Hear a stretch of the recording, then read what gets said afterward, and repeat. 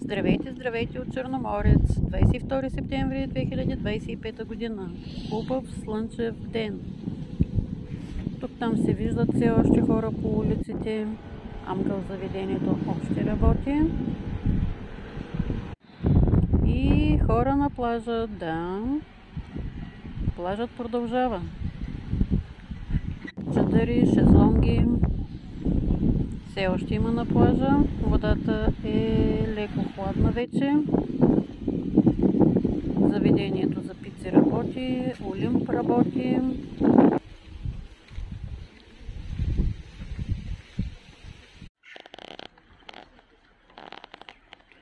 Топло, приятно време за релакс и за плаж.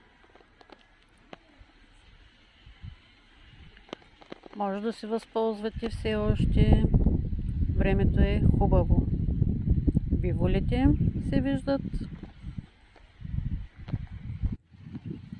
Заведението Хоризонт горе над скалите и то работи.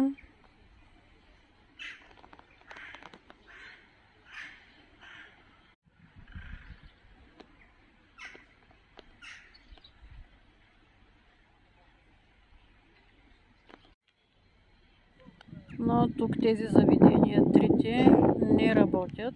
Не знам защо толкова рано са затворили. Пиците много по-рано затвориха.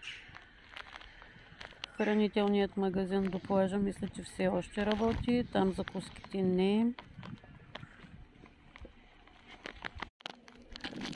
Заведение Морско око е затворено в момента, но дали вече работи, не знам.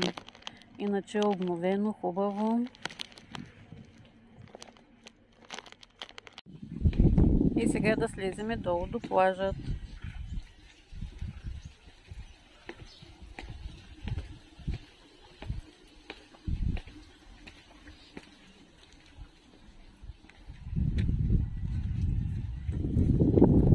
Ето го, целият плаж е наш. Пясъкът е топъл. Идеален, не е горещ, спокойно може да се върви по него.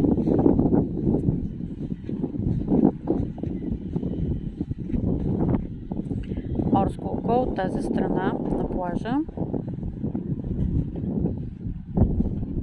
Това е, приятели.